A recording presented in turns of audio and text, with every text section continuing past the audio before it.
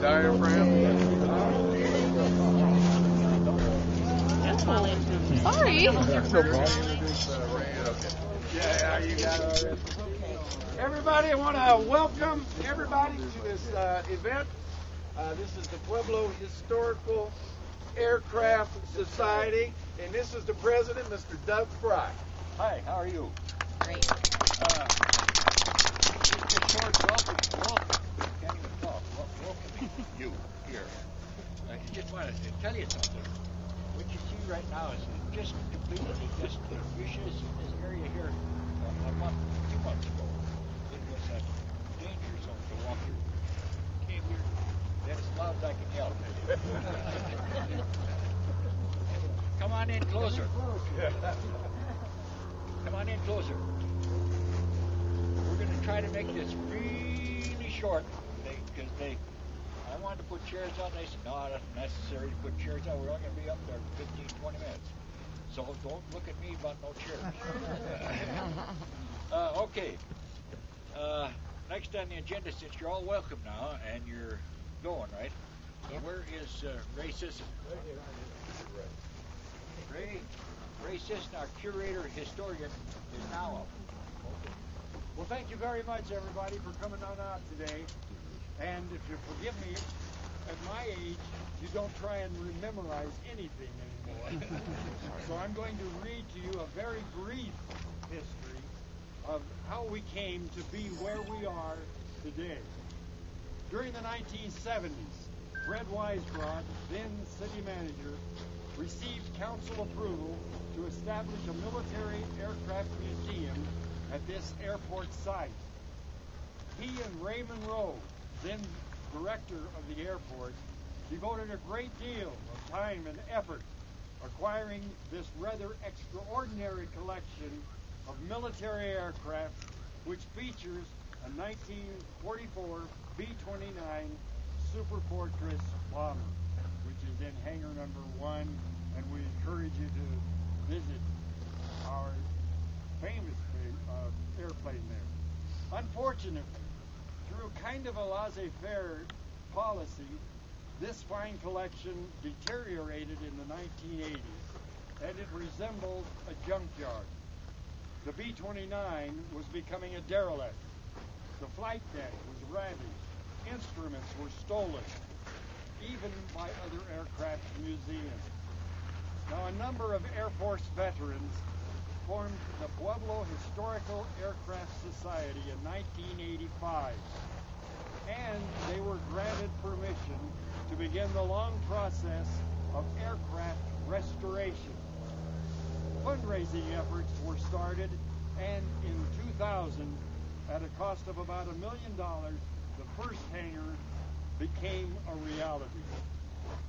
The Historical Society next designed, financed, and constructed the $100,000 reception center which you came through to get to this location, and a new enlarged gift shop, a small theater, and added restrooms and offices.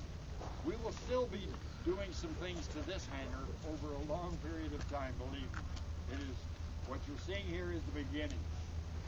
Additional aircraft were obtained from the Air Force and Navy, and almost weekly we received a flow of artifacts, books, and video materials. Display cabinets and library bookcases were acquired. This permitted visitor access to the growing collection of materials, and it allowed us to connect the aircraft in this museum to the men and the women of the military aviation, the Air Force, the Navy, the Marines, the Coast Guard.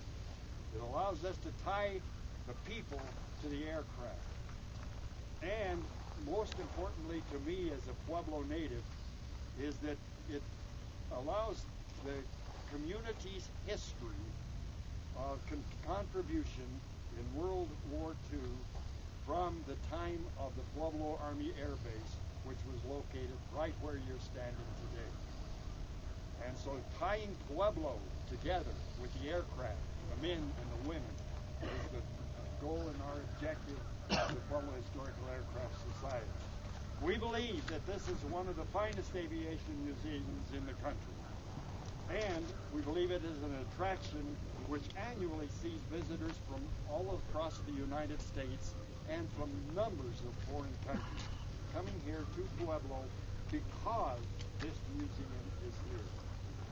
This hangar, financed, constructed, and managed through the efforts of the Pueblo Historical Aircraft Society, is our latest success. We promise you, it is not our last. Thank you.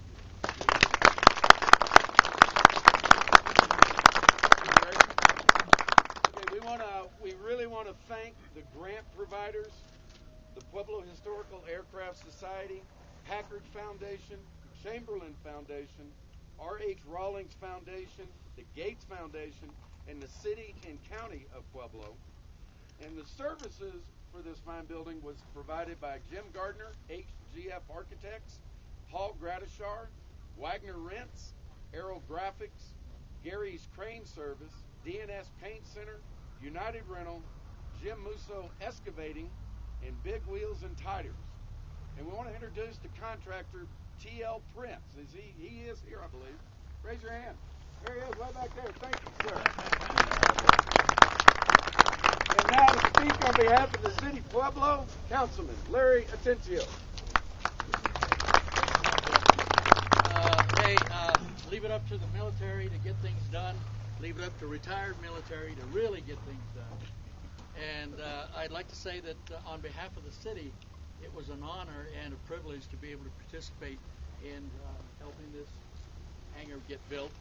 It's going to be a real positive for the city of Pueblo. And when you put together retired military and entrepreneurship and volunteerism, this is what we end up with.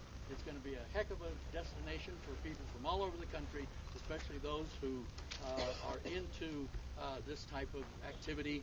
And not only that, but for everybody and all the kids and all the schools in southern Colorado, they're going to be able to come here and see our history, American history and Pueblo history. On behalf of Doug, R.J. Schultz, Mr. Sisson, congratulations, and thank you very much.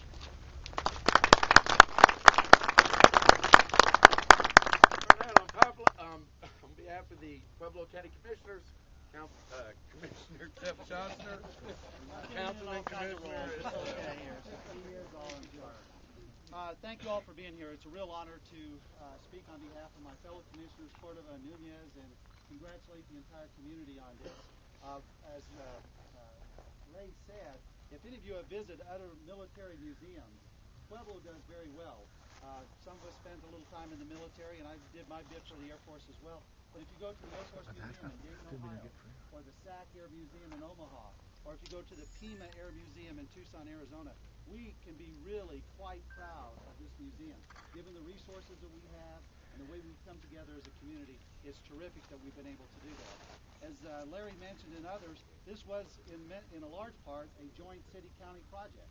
And it was great to work with our friends at the city on doing this. The county gave a couple $100,000 to it and enabled another $50,000 grant to come through. We were very proud to do that. Doesn't matter whether this is a city project or not. It's a community project, and we wanted to be there for that. And finally, I wanted to thank all of the people who work this museum. And there's so many names out there that I know somebody will be missed or left out. But anybody who's wearing one of these blue Air Force shirts, they do all this free of charge. It's all volunteer work. They're the ones that put this together, and I want to thank all of those folks for making this happen. But more importantly, to the entire community of Pueblo, it's a great day for Pueblo. It's a great day to be here in the home of heroes. Thank you.